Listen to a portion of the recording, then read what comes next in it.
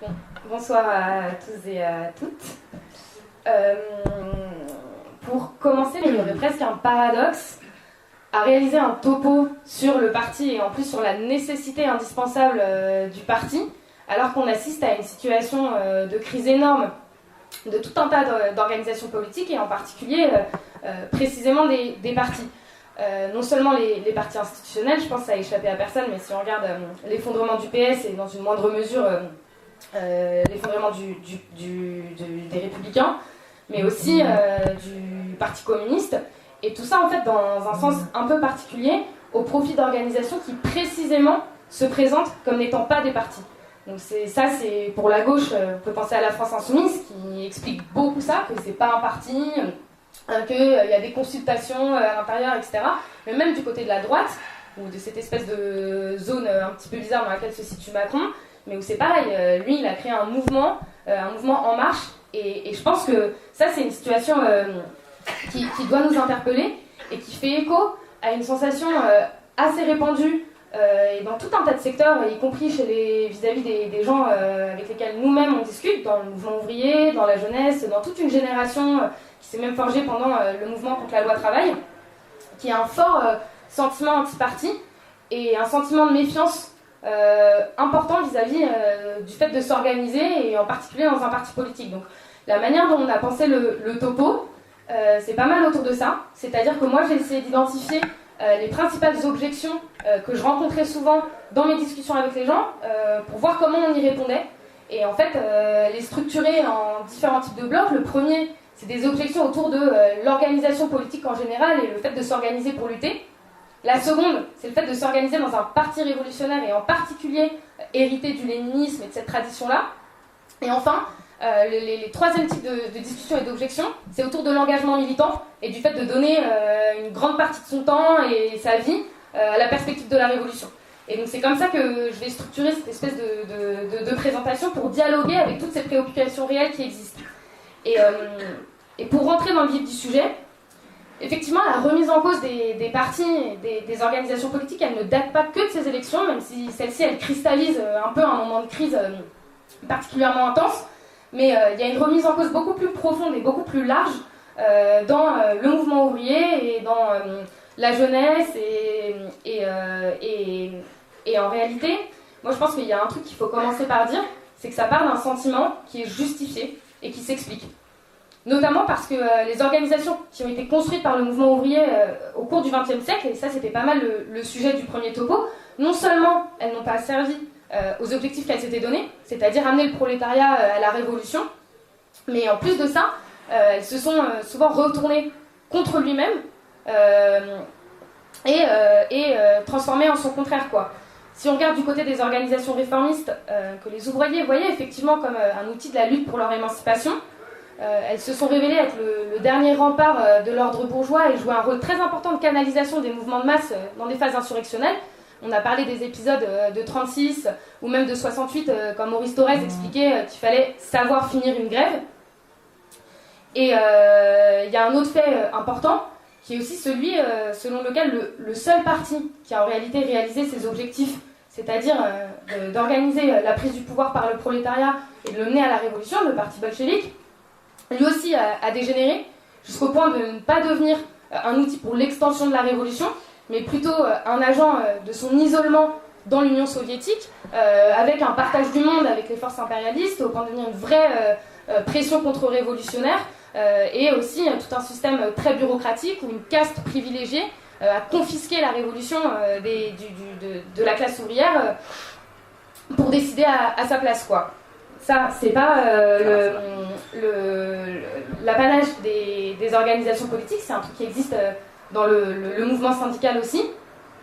Et c'est ce qui explique qu'une des premières conclusions qu'on peut tirer un peu spontanément et avec intuition, c'est qu'on n'a pas besoin des organisations pour lutter, au contraire qu'on est mieux sans elles.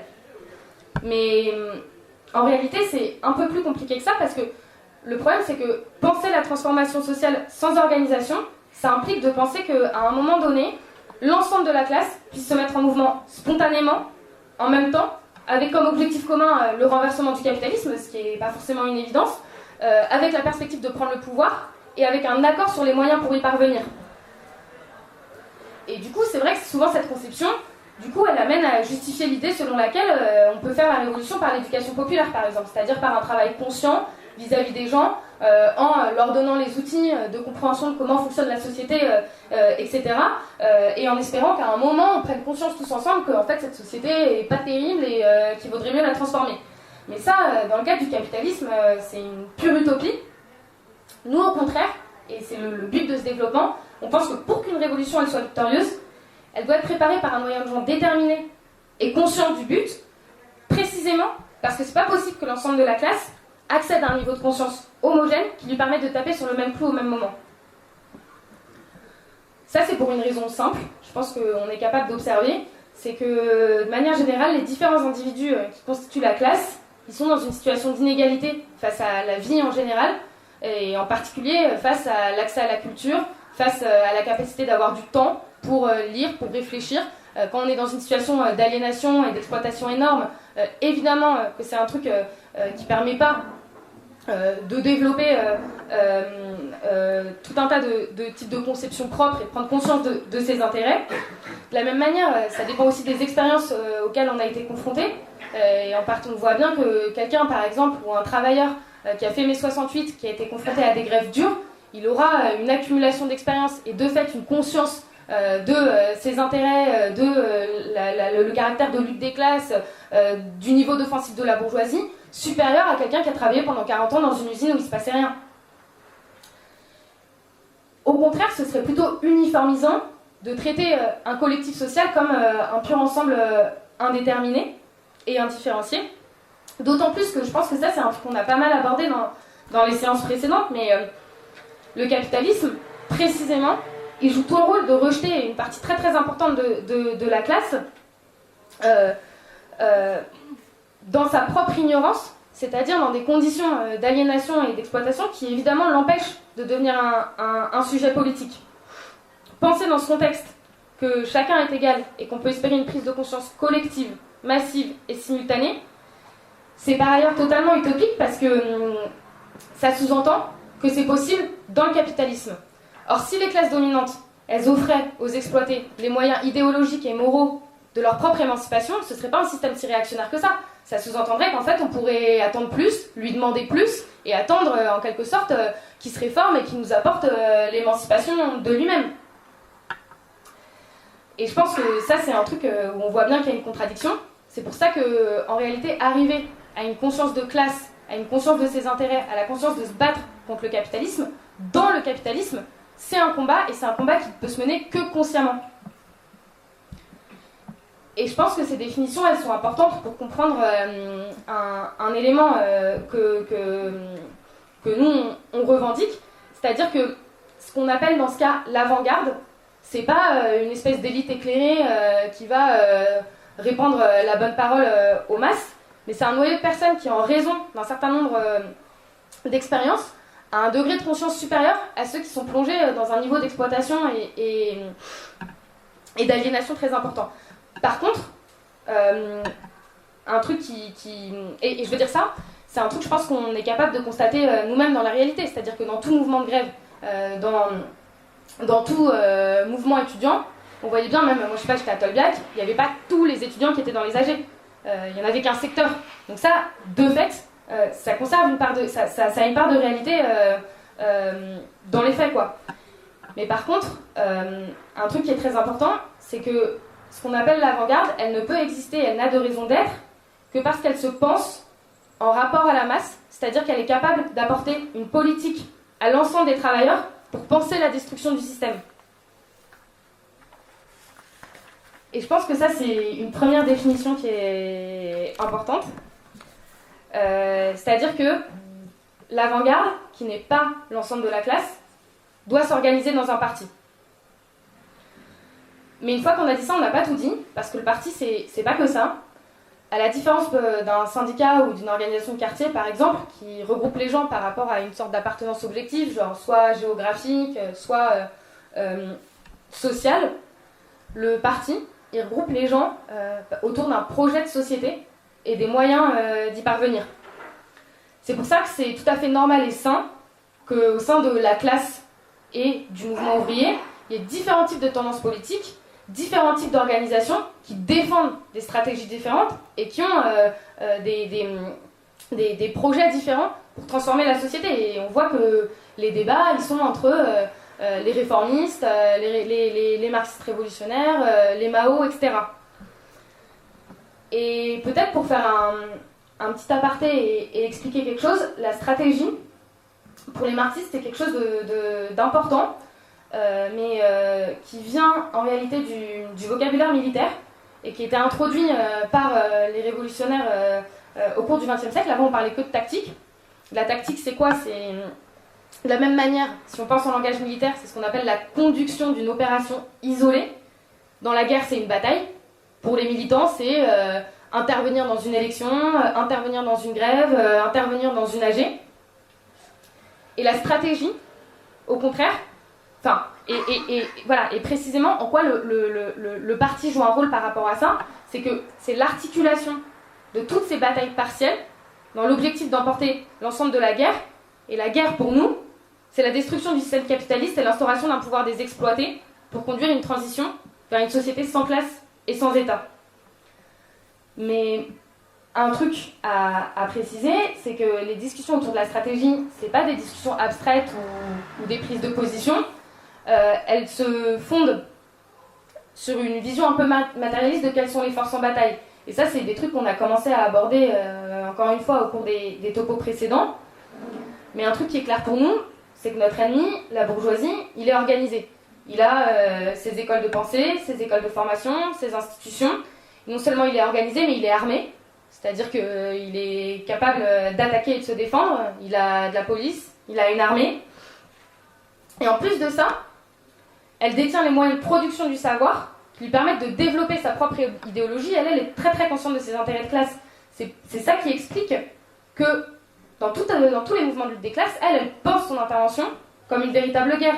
Ça se voit, elle sait comment écraser un mouvement insurrectionnel comme l'expérience de la Commune par exemple, ou même quand il y a une situation de grève, elle sait par quel biais on empêche la généralisation, par quel biais on écrase le mouvement. Et ça se voyait pendant la loi travail, c'est-à-dire que, par exemple, pour éviter que la fonction publique rentre dans le mouvement, elle leur a donné quelques miettes. Elle sait diviser les différents secteurs. Et la question des moyens de vaincre cette force-là, c'est ce que nous on appelle la stratégie, et donc parti n'est qu'un outil en fait, au service de ça.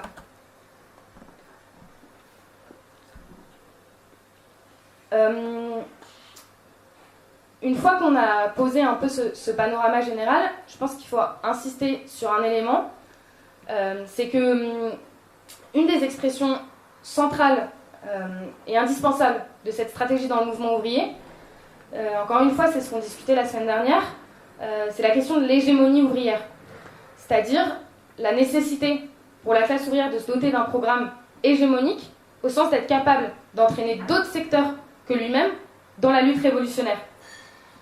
Et précisément parce que le parti est structuré autour d'une stratégie, c'est-à-dire d'une vision d'ensemble de la guerre, et non pas juste d'une lutte partielle du mouvement ouvrier sur des revendications économiques à un moment précis, que ça le rend capable de se poser comme sujet politique, capable d'organiser autour de lui des secteurs sociaux pour penser sa propre émancipation, mais aussi celle de l'ensemble de l'humanité.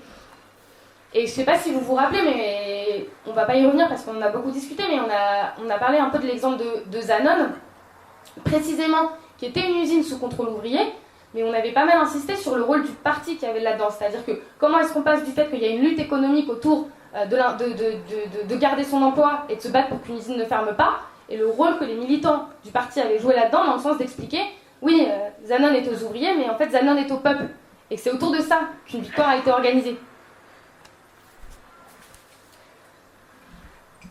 Et cette perspective, c'est-à-dire cette tension pour avoir une politique pour l'ensemble de la classe, elle ne se développe pas toute seule. Elle découle de l'ensemble de nos expériences antérieures, à la fois de la manière dont on est capable d'assimiler nos victoires, mais aussi, et surtout, la manière dont on peut tirer un bilan de nos défaites, parce que malheureusement, elles sont nombreuses, mais pour ne pas reproduire les erreurs du passé. Encore une fois, pour donner un exemple un peu parlant, la bourgeoisie, on voit bien qu'elle sait tirer les bilans de ses propres défaites. Il y a tout un tas d'exemples de ça, mais pour en prendre qu'un, Par exemple, Haussmann. En réalité, le plan d'urbanisme qui a été développé à travers Haussmann, les grands boulevards et tout, c'est la réponse qui a été apportée à la Commune de Paris. C'est-à-dire comment on fait pour qu'il n'y ait plus de situations de barricades, qu'il n'y ait plus des petites rues dans lesquelles on se fait minoriser, et à partir de là, on détruit tout, on construit des grands boulevards, et la répression, c'est beaucoup plus facile. Et je pense que ça se voit directement. Et ça, on pourrait avoir l'impression que c'est parce que la bourgeoisie, elle est surpuissante, et qu'il y a une espèce de combat de David contre Goliath, mais en réalité, c'est plus parce que elle a un niveau de conscience de classe supérieur que le prolétariat, et qu'elle se donne les moyens d'éviter de tomber dans les pièges qui l'ont fait chuter hier, quoi.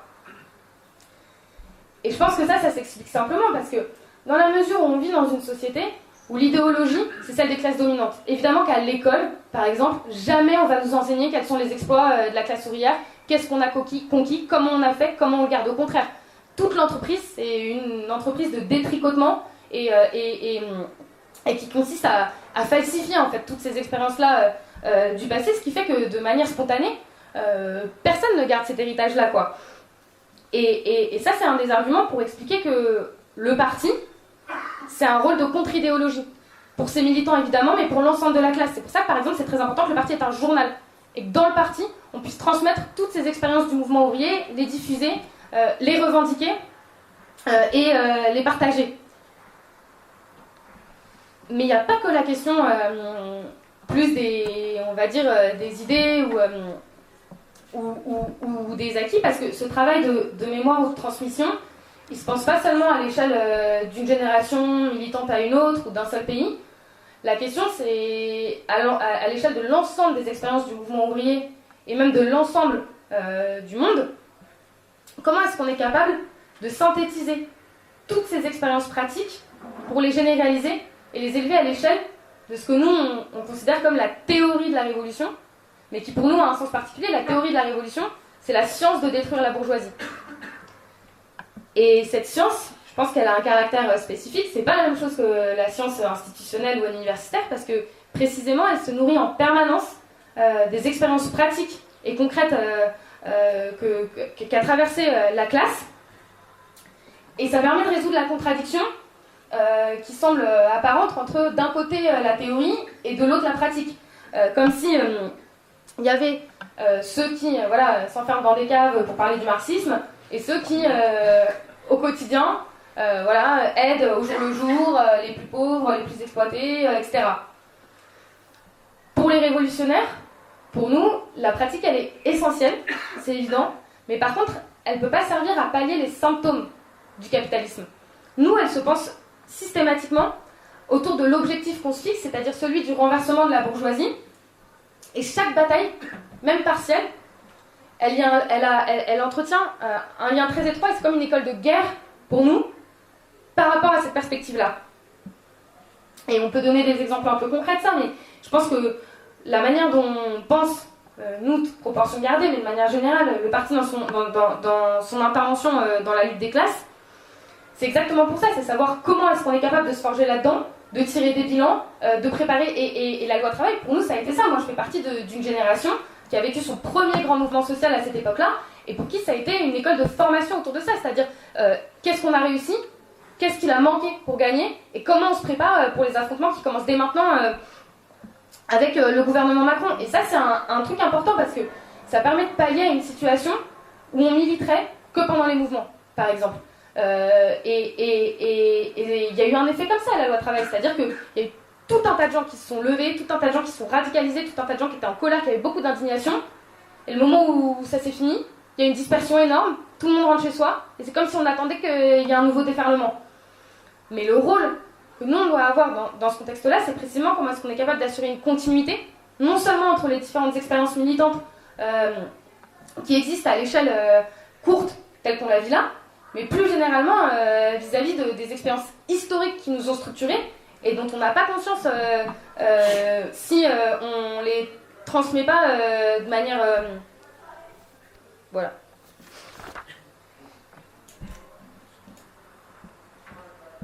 Donc ça, je pense que ça permet de planter et de désigner un certain nombre d'éléments qui expliquent pourquoi s'organiser pour lutter contre la bourgeoisie c'est nécessaire et vital, mais ça ne résout pas toutes les questions, et notamment une question très importante qui est celle des caractéristiques et des contours que prend le parti que nous, on veut construire. Et ça peut sembler être une question formelle, mais en fait, autour de ça, sont cristallisés des débats qui ont un contenu stratégique très important.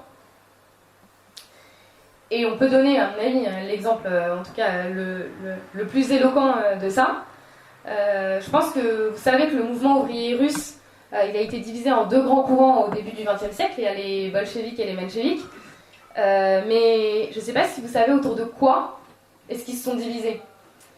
Et en fait, c'est un truc qui a une importance énorme. C'est un débat qui a eu lieu en 1903 sur les statuts de l'organisation, et notamment l'article 1er qui définissait le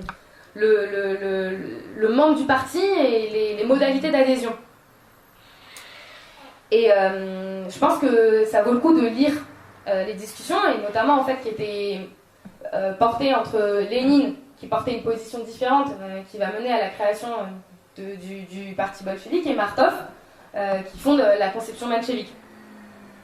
C'est-à-dire que Lénine, il proposait que l'article 1er qui définit le membre du parti soit le suivant, je le cite. Le membre, c'est quelqu'un qui accepte le programme du parti et le soutient par des moyens matériels et par sa participation personnelle à l'une des organisations du parti. Et là, il faut bien écouter, parce que Martov, il propose une version alternative, mais ça ne change pas beaucoup, mais pourtant c'est central. Martov, ça commence pareil. Donc, un membre, c'est quelqu'un qui accepte le programme du parti et le soutient par des moyens matériels et par une collaboration personnelle et régulière sous la direction d'une des organisations du parti. Donc, en fait, il n'y a qu'un mot qui change. Ça peut sembler être une espèce de débat de virgule, je sais pas comment on dit, secondaire, quoi. Mais en réalité, entre collaboration et participation, il y a une différence assez conséquente. C'est celle du niveau et du degré d'engagement. Et c'est pas anodin, c'est pas juste une question qui est posée moralement comme ça, genre Lénine, hyper, faut participer, et Martov, plus cool, faut collaborer, quoi. Il y a une question stratégique profonde.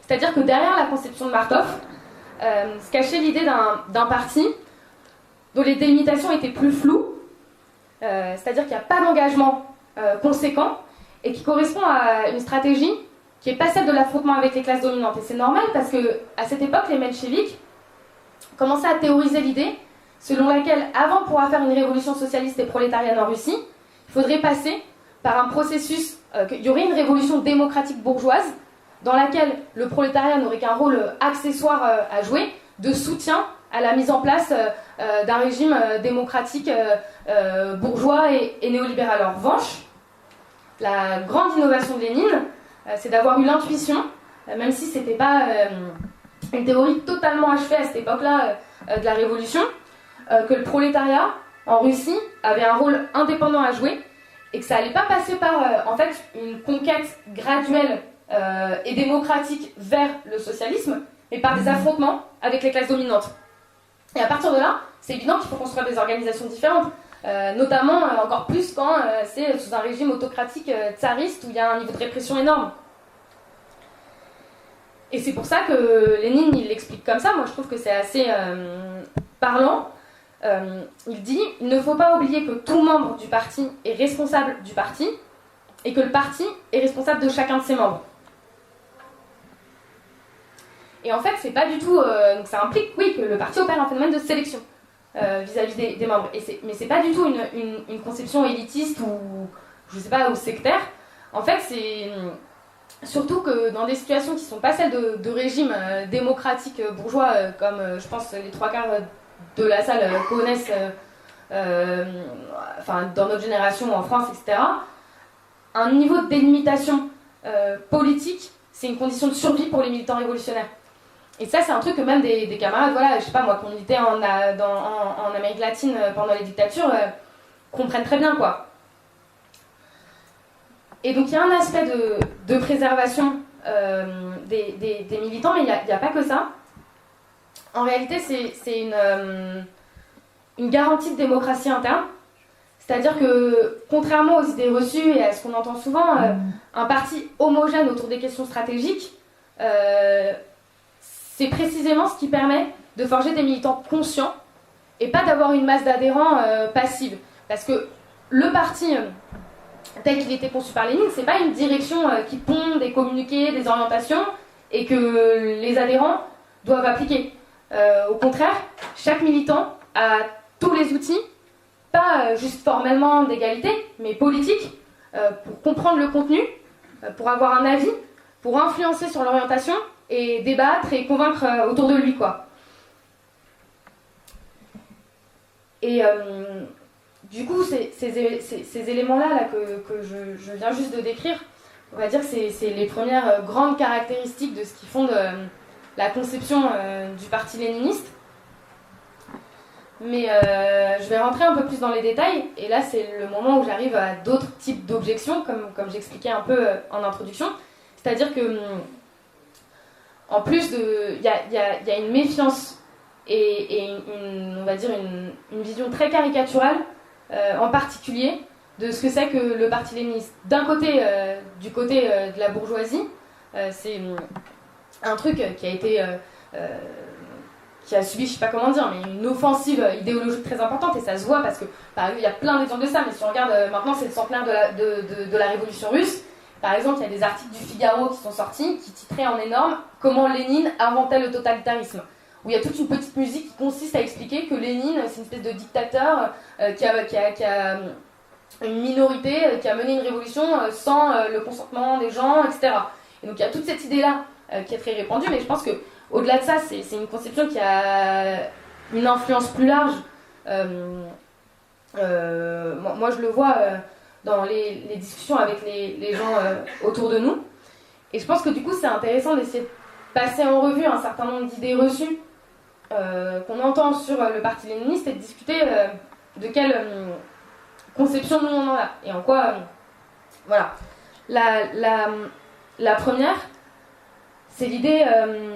d'un parti monolithique, c'est-à-dire très homogène et comme dirigé par un seul homme. Mais je pense que c'est intéressant de revenir sur les faits pour se rendre compte que précisément l'histoire du parti bolchevique, c'est l'histoire de toutes ces tendances politiques qui s'affrontent, qui échangent, qui débattent, qui polémiquent et dont les positions sont publiquement affichées dans le journal du parti et qui arrivent à des synthèses ou pas, mais où le cœur, c'est le débat politique entre les différentes tendances qui existent dans le parti.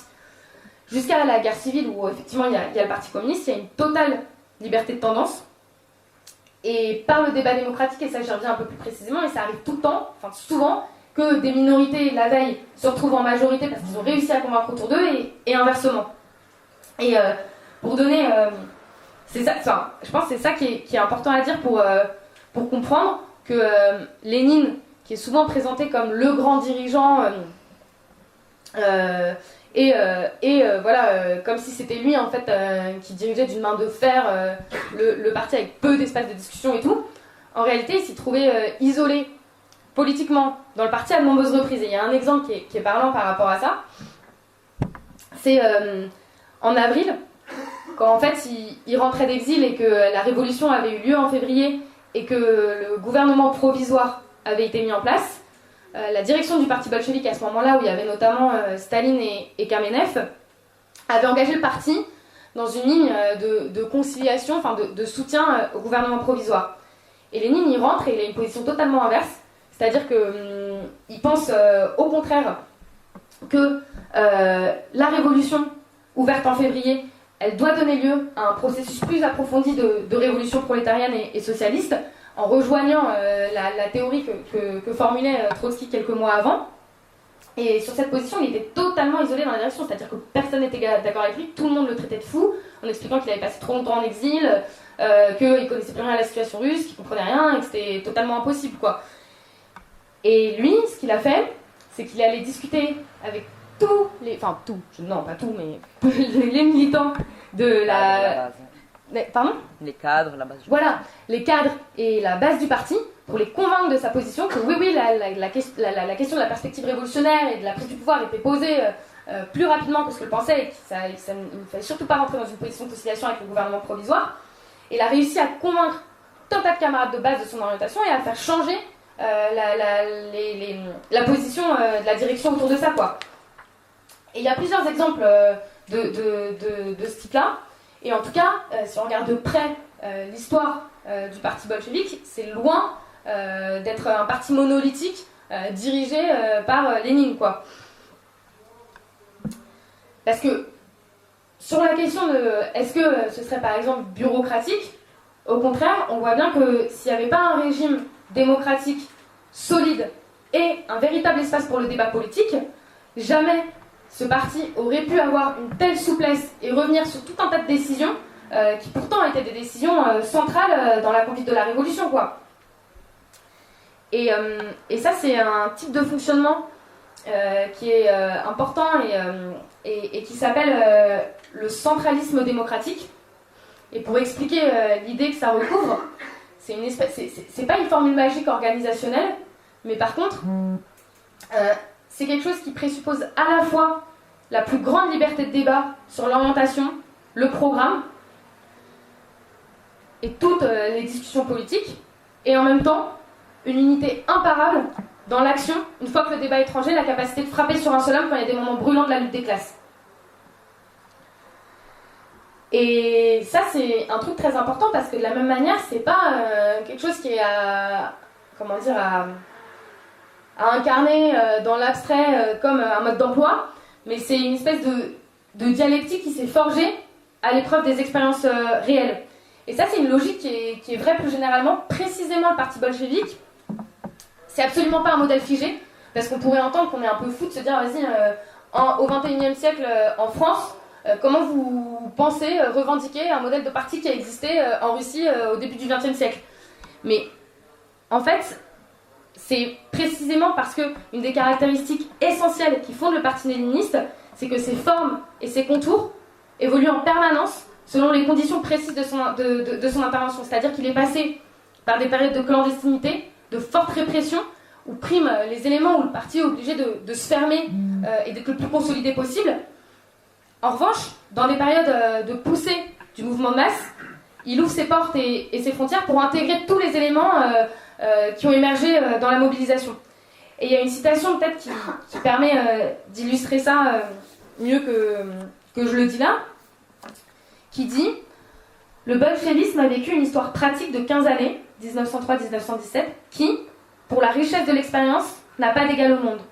Aucun autre pays, durant ces 15 années, n'a connu, même approximativement, une vie aussi intense quant à l'expérience révolutionnaire, à la rapidité avec laquelle se sont succédées les formes diverses du mouvement, légales ou illégales, pacifiques ou orageux, clandestins ou avérés, cercles ou mouvements de masse, parlementaires ou terroristes. Aucun autre pays n'a connu dans un intervalle de temps aussi court une si riche concentration de formes, de nuances, de méthodes, dans la lutte de toutes les classes de la société contemporaine, lutte qui, par suite du retard du pays et du joug tsariste écrasant, mûrissait particulièrement vite et s'assimilait avec avidité et utilement le dernier mot de l'expérience politique de l'Amérique et de l'Europe. Cette flexibilité, donc, c'est un élément clé de son rôle et qui s'est vérifié et qui a permis de confirmer son utilité dans la pratique, c'est-à-dire qu'il permet un coup d'accompagner et diriger les masses quand elles sont à l'offensive, mais aussi d'accompagner les défaites, d'en limiter les dégâts, d'en tirer des conclusions qui aident à préparer la suite. Autre exemple historique qui permet d'illustrer ça, c'est celui des journées de juillet, toujours pendant l'expérience de la Révolution russe. C'est-à-dire que, en fait, cet épisode, pareil, il est assez connu. C'est un moment où à Petrograd, donc dans le soviet à Petrograd, en fait, la prise du pouvoir était mûre, dans la mesure où les masses étaient très très à l'offensive. Il y avait un niveau très intense de lutte des classes, mais la réflexion qu'avaient les bolcheviks, c'est qu'ailleurs dans le pays, c'était pas le cas. À Moscou, notamment, ailleurs. Et précisément, la discussion qu'ils ont faite, c'est comment est-ce que, si on part à l'offensive maintenant à Petrograd sans le reste du pays, ce qu'on risque, c'est le destin de la Commune de Paris. Et quelle a été leur politique à ce moment-là? C'est d'accompagner la manifestation insurrectionnelle des ouvriers, limiter en partie son offensive et éviter une aventure qui aurait été un échec et qui aurait joué un rôle contre-productif dans la possibilité de vaincre par la suite. Et je pense que là, on voit bien en quoi est-ce que la flexibilité et la souplesse tactique, c'est un truc qui est utile et qui sert la perspective révolutionnaire et la victoire au bout du compte. Un dernier élément là, sur la question du parti léniniste qui est central, c'est qu'un truc qu'on entend souvent, c'est que le parti établirait une sorte de rapport dirigiste et autoritaire aux masses, c'est-à-dire qu'en fait ce serait une minorité, c'est un truc que la bourgeoisie dit beaucoup et qu'elle dit même en fait quand il y a un mouvement de lutte des classes type loi travail, qu'en fait c'est une minorité qui prend en otage les gens et qui décide à leur place. Et ça c'est un truc qu'on entend beaucoup pour la révolution russe, mais en fait c'est oublier un acteur central, et je pense que c'est pas anodin, mais de ce processus qui s'appelle les soviets. Et je sais pas si ça fait sens pour tout le monde, mais les soviets, ça veut dire conseil en Russie. Et en fait, c'est des organismes qui ont vu le jour au moment d'une défaite, c'est-à-dire en 1905, et qui sont nés à la base comme des outils de lutte qui regroupaient d'abord l'ensemble des ouvriers, et ensuite il y a eu des soviets de paysans, de soldats, qui fonctionnaient à travers la méthode de la démocratie directe. C'est-à-dire que dans chaque soviet, assemblée, assemblée d'usines, comité de quartier, etc., étaient mandatés des délégués révocables à tout moment, qui étaient chargés de porter les décisions de leur soviet, qui étaient le fruit de discussions collectives, dans des assemblées, dans des cadres supérieurs de coordination à l'échelle nationale, pour organiser en fait le mouvement plus largement, quoi. Et en essayant de synthétiser cette expérience, ce que les révolutionnaires vont dire, c'est que non seulement c'est un outil central de lutte contre le système capitaliste, mais qu'en plus de ça, c'est aussi la base de l'organisation sociale de la société post-révolutionnaire, chose qui s'est faite pendant la première phase de la révolution, et précisément un des premiers objectifs du stalinisme, ça a été d'étouffer, déposséder de tout pouvoir de décision ces organismes d'auto-organisation qu'on appelait les soviets, quoi. Et précisément, à la différence du parti, le soviet, il représente l'ensemble de la classe, et c'est pour ça qu'en leur sein, il y a toutes les tendances du mouvement ouvrier, les différentes organisations politiques, parce que de la même manière, au moment de la révolution russe, il y avait différentes organisations politiques, il y avait les partis bolcheviques, les mencheviks, les socialistes révolutionnaires, qui interviennent dedans, qui défendent leur orientation, leur perspective, leur stratégie, et qui essayent de convaincre autour de ça. C'est dans ce cadre que le parti de l'avant-garde discute, débat, rencontre, convainc, et ça c'est un aspect qui est central pour nous et qu'on revendique beaucoup, et qui en plus montre que tous ceux qui expliquent que la révolution d'octobre ce serait un coup d'état d'une minorité, voire un putsch de Lénine lui-même, c'est totalement faux, ne serait-ce que parce que le moment où la prise du pouvoir est devenue... parce que, en fait, c'est ça. Parce que le moment... C'est que quand la prise du pouvoir est devenue majoritaire dans l'ensemble des soviets, alors que c'était une orientation que les bolcheviks défendaient depuis des mois, qu'elle a eu lieu. Donc ça invalide totalement l'hypothèse selon laquelle c'est les bolcheviks seuls qui font la révolution, quoi. Et ça, je pense, c'est un aspect très important, parce que c'est précisément, précisément parce que les bolcheviks et que les soviets constituaient une vraie instance de double pouvoir, de contre-pouvoir face au gouvernement provisoire de Kerensky, que le moment de la prise du pouvoir en tant que tel en Russie a été relativement propre en termes de violence révolutionnaire. Je pense que c'est un truc qu'on a déjà dit ces derniers temps, mais le truc c'est que le moment de la prise du palais d'hiver, il n'y a presque pas de mort, parce qu'en fait les travailleurs ont déjà décidé dans les soviets, par les soviets, ont déjà pris le pouvoir de l'ensemble des points stratégiques du système capitaliste, c'est-à-dire c'est eux qui décidaient de ce qu'ils faisaient des chemins de fer, des télécommunications, des bateaux de guerre, et il y a même un échange là que j'ai pas pu retrouver avant mais qu'on pourra citer, où c'est le chef de la police qui discute et qui envoie des télégrammes et qui se rend compte qu'en fait il contrôle plus rien du tout, parce que les ouvriers simplement contrôlent tout grâce par le biais des soviets, quoi. Et ça, c'est une question qui a beaucoup d'actualité pour nous et qui est capitale, c'est-à-dire que dans chaque lutte, dans chaque mouvement de grève, on pense qu'il faut pousser au fait que les éléments de démocratie existent le plus possible et jusqu'au bout, que tous décident en assemblée, en discussion avec les militants de la grève, les militants du mouvement, et non pas avec les accords d'appareil. C'est exactement ce qu'on défendait, nous, quand il y avait la loi travail, et que dans des assemblées générales, on poussait à ce qu'il y ait des coordinations nationales entre les différentes assemblées générales de la loi travail, précisément pour que ce ne soit pas la bureaucratie de l'UNEF qui décide à la place des étudiants des perspectives à donner au mouvement.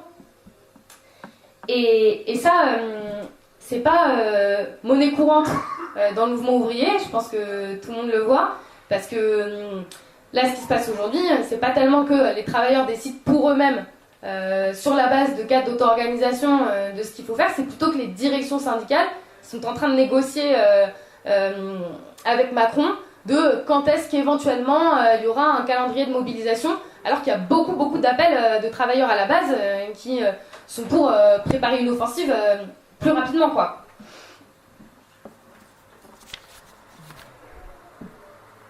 Et actualiser cette discussion, ça me permet de faire une transition, parce que ces débats sur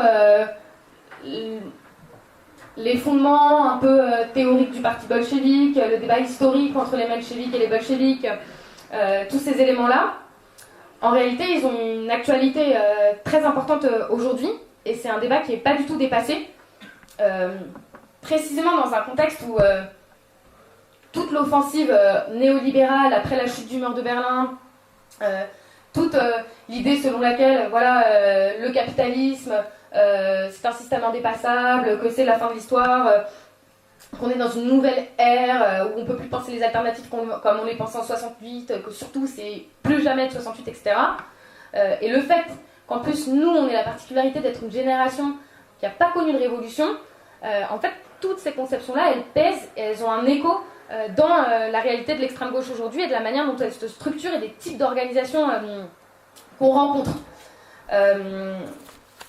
Donc, pour donner plus de détails, effectivement, la période telle qu'on la conçoit aujourd'hui, c'est une période de reflux de la conscience de classe. Pour tout ce qu'on dit, c'est un moment où la bourgeoisie est à l'offensive et elle a gagné un certain nombre de batailles.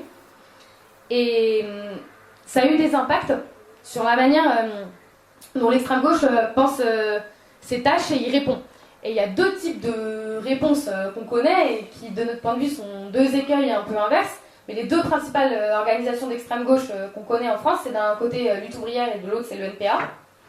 Pour essayer de détailler un peu, si on regarde la réaction qu'a eu Lutte ouvrière précisément à cette question du reflux de la conscience de classe, de l'effondrement de la perspective communiste, etc., c'est toute une logique qui consiste à dire, et eux ils le disent eux-mêmes, pour ceux qui étaient à la fête de Lutte ouvrière, là, moi par exemple j'ai assisté à un topo, et je pense qu'ils parlent d'eux-mêmes même mieux que moi, où ils expliquent, face à la déchéance de la gauche, brandir le drapeau du communisme.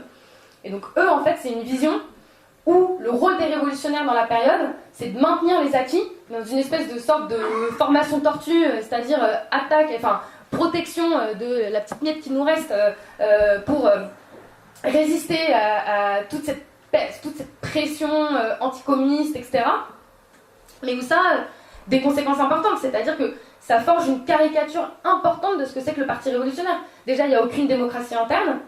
Ensuite, il y a très peu de souplesse, contrairement à ce qu'on dit. C'est-à-dire que la stratégie du communisme n'est absolument pas actualisée par rapport aux éléments nouveaux de la situation. Et ça, de notre point de vue, c'est un obstacle important. Et de la même manière, ça justifie qu'ils aient une intervention réduite dans la lutte des classes, au-delà de combats même économiques, c'est-à-dire dans les mobilisations de jeunesse, dans tout ce type de phénomènes-là. Et ça, à notre avis, c'est... et même quand on discute avec eux, par exemple, de la loi travail, c'est-à-dire que moi, je discutais avec des militants de la fête de Hello, à la fête de Hello, ils m'expliquaient que le mouvement contre la loi travail, c'était une parenthèse. C'était un épiphénomène dans une période sombre et réactionnaire, et que du coup, c'est pas comme si ça changeait l'ensemble de les situations, et que voilà. Par contre, il y a un autre écueil qui, de notre point de vue, est incarné par la conception qui est défendue par la majorité du NPA. C'est-à-dire que face à cette pression très forte contre la perspective révolutionnaire et contre l'idée du parti et de l'engagement professionnel, il y a la remise en cause de tout un tas de principes stratégiques. Et eux, la manière dont ils formulaient, c'était de dire le mur de Berlin est tombé, avec lui se clôt une étape politique, les hypothèses stratégiques qu'on formulait avant ne sont plus d'actualité, on ne sait pas quelle tête auront les révolutions du XXIe siècle, donc face à ça, nouvelle époque, nouveau programme, nouveau parti. Et c'est ça qui explique qu'on passe de Ligue communiste révolutionnaire à nouveau parti anticapitaliste. Et derrière ça, un parti qui est une forme de réédition, et on voit, hein, parce que nouveau parti, nouveau programme, mais si on se rappelle des débats entre Martov et Lénine, c'est pas très différent en fait. C'est à peu près. Ça recoupe tout un tas de discussions, c'est-à-dire que le projet, c'est celui d'un anticapitalisme large, sans délimitation stratégique, parce que la période est sombre, et donc pas de raison de forger un parti offensif de militants conscients, communistes, prêts à poser la question de la lutte des classes et de l'affrontement. Et ça a tout un tas de conceptions, notamment le fait de questionner le principe de la centralité de la classe ouvrière, ou de remettre en cause l'engagement professionnel, c'est-à-dire pas au sens où ça devient un métier comme dans la société, mais au sens où c'est pas un hobby ou un truc qu'on fait le mercredi après-midi. Et face à ça, pour peut-être expliquer un peu les conséquences politiques que ça a, parce que pareil, c'est pas juste une discussion comme ça abstraite, mais nous on fait partie d'une tradition à l'échelle internationale qui est organisée dans un courant qui s'appelle la fraction trotskiste, qui a des sections dans différents pays, et qui cherche précisément à reconstruire la perspective du parti révolutionnaire autour de la perspective stratégique de la prise du pouvoir, parce qu'on pense que la révolution, c'est une conception qui garde son actualité, et je pense que c'est des trucs qu'on a évoqués dans les différents topos. Et c'est autour de ce projet, notamment, qu'on se constitue et qu'on se bat dans l'UNPA, et on a tout un tas d'expériences, moi je pense, qui permettent d'illustrer cette discussion. On discutait de Zanon la dernière fois, mais pour donner un exemple rapide, les camarades qui militent dans ce parti, c'est un parti qui contient des milliers de militants qui revendiquent une homogénéité stratégique et qui en même temps est à l'initiative d'un réseau international de quotidiens qui mène des interventions poussées dans tout un tas d'expériences importantes du mouvement ouvrier, si on regarde Zanon, etc. Et donc c'est assez loin de ce qu'on imagine, comme on pourrait dire si c'était une espèce de truc poussiéreux qui n'a plus d'actualité aujourd'hui, quoi. Et peut-être pour donner un exemple de en quoi cette discussion elle a des conséquences concrètes dans la situation politique, la discussion qu'il y a autour de la campagne Poutou, par exemple. C'était un débat avec un certain secteur du NPA, où beaucoup de camarades insistent sur le fait que la période est noire. Je ne sais pas si vous avez vu tout un tas de communiqués, mais ça pour le coup c'est un point commun qu'ils ont avec Hello, mais qui insistent beaucoup sur le fait que la période est noire, que précisément il y a la montée du FN, etc. Mais que dans ce contexte, c'est très difficile de se construire, et que faire une campagne indépendante et anticapitaliste autour de la figure de Poutou, c'est un truc qui ne répond pas à la situation, etc. Alors que précisément, nous on pense que la campagne Poutou, elle a fait la démonstration de l'inverse, c'est-à-dire qu'il existe un espace pour l'extrême gauche et pour les révolutionnaires, et ça c'est une conception qui précisément justifie le fait qu'on pense que si on a besoin de militants communistes conscients, prêts à construire un parti et à s'engager dès maintenant.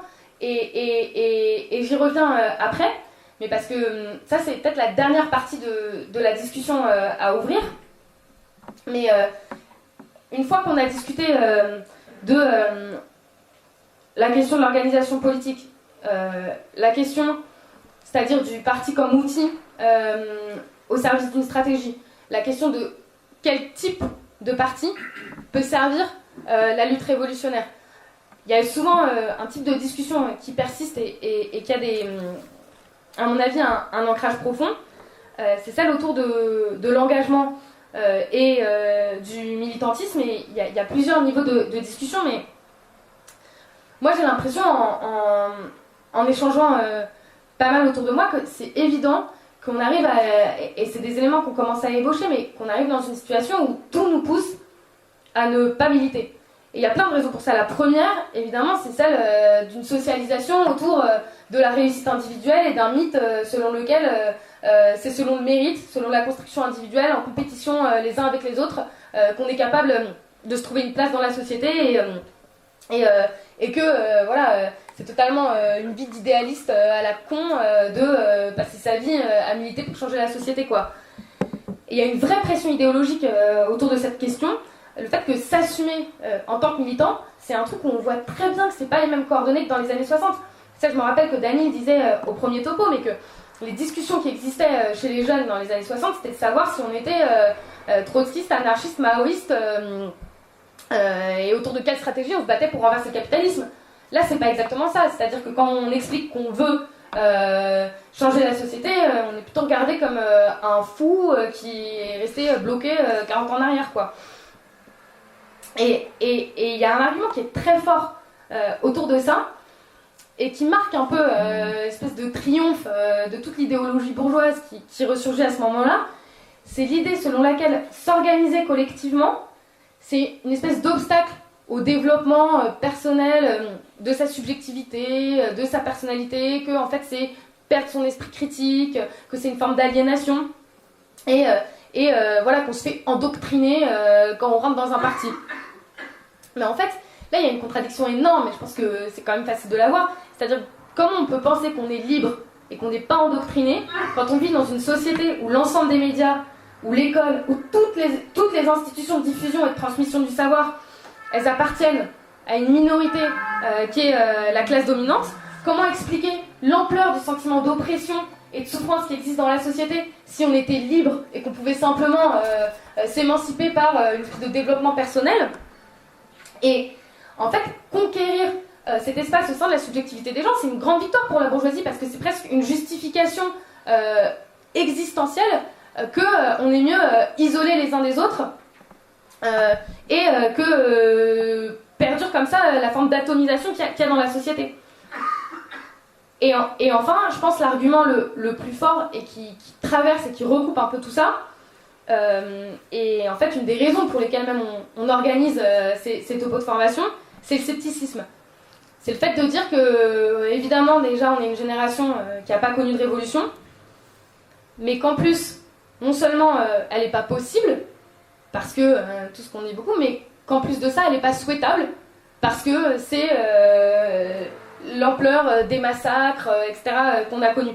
Et il y a une phrase, un avis d'un philosophe américain qui est assez parlante sur l'état d'esprit de l'époque, qui s'appelle Jameson, et il dit « Nous vivons dans une époque où il est devenu plus facile d'envisager la possibilité de la destruction du monde actuel et de l'humanité que le dépassement de l'époque historique du capitalisme par la révolution. » Ça, c'est vrai que c'est une contradiction énorme quand on voit le nombre de dystopies ou de films qui sont sur le fait qu'il va y avoir une catastrophe naturelle qui détruira tout le monde. Et ça, c'est une conception qui semble relativement partagée. En fait, penser, alors qu'on a les bases matérielles et objectives pour le comprendre, que c'est possible de rompre avec un système économique pour imposer un autre projet de société, ça, c'est quelque chose qui paraît beaucoup plus inatteignable, quoi. Et en réalité, la raison pour laquelle on fait cette discussion, le parti, le combat qu'on porte, précisément, c'est la démonstration de l'inverse. Parce que une des certitudes, c'est que des mouvements de révolution, des mouvements de révolte, d'indignation, de contestation, de colère, de misère, il y en aura forcément, parce que c'est le capitalisme lui-même qui les produit, c'est pas les révolutionnaires, c'est par la misère et l'indignation qui génère que les gens sont amenés à se révolter, et qu'en revanche, nous on pense que ce qu'il faut porter face à cette division, cette destruction des perspectives communes, c'est la nécessité d'un projet à la hauteur d'y répondre. Et on peut le discuter concrètement, parce que dans la situation qui s'ouvre, on pense qu'il y a même toute une génération militante qui s'est forgée autour d'une espèce de nouveau cycle de lutte des classes qui a commencé avec la loi travail, qui a été une défaite pour nous, ça c'est sûr, mais qui ne s'est pas refermée. Et ça on le sait parce qu'on voit très bien qu'avec le gouvernement Macron, l'offensive qui se prépare, elle est énorme.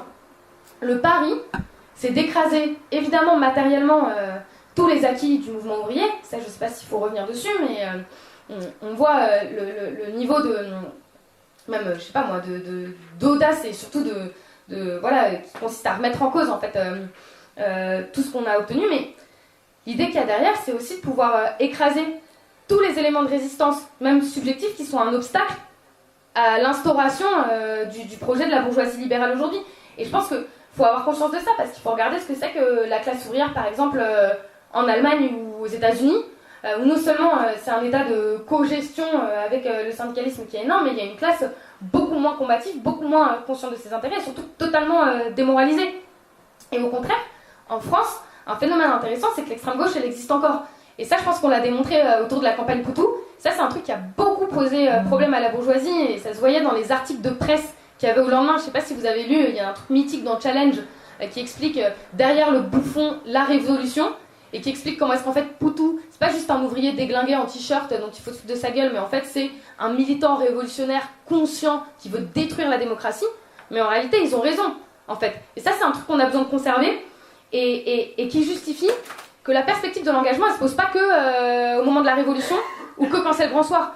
Elle se pose dès maintenant en termes de préparation consciente des prochains affrontements, parce que si on perd ou si on gagne par rapport à Macron, la situation pour nous, c'est pas la même. Si on perd un peu, si on perd beaucoup, la situation, c'est pas la même. Et il y a une articulation permanente entre les combats concrets et partiels auxquels on va être confrontés et le projet de société pour lequel on se bat.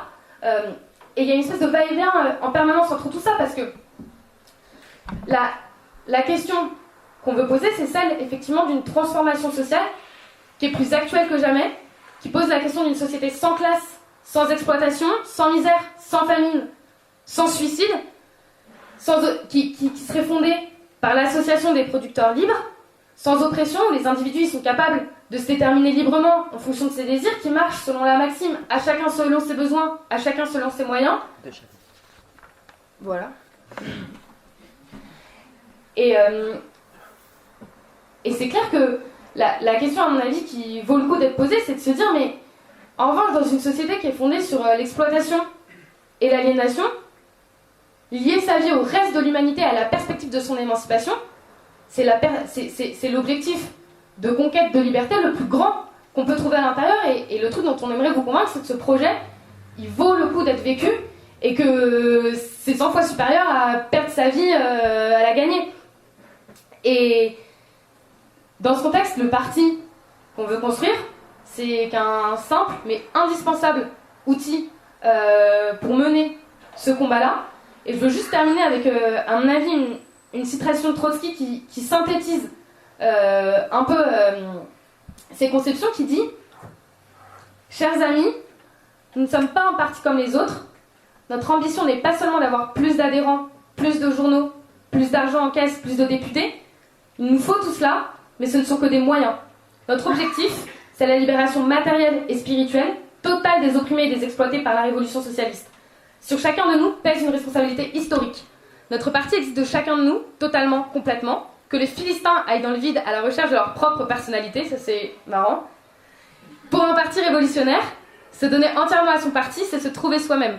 Oui, notre parti prend entièrement chacun de nous, mais en échange, il donne la joie la plus haute, la conscience de participer à la construction d'un avenir meilleur, de porter sur nos épaules une parcelle du destin de l'humanité et de ne pas vivre notre vie en vain. Voilà.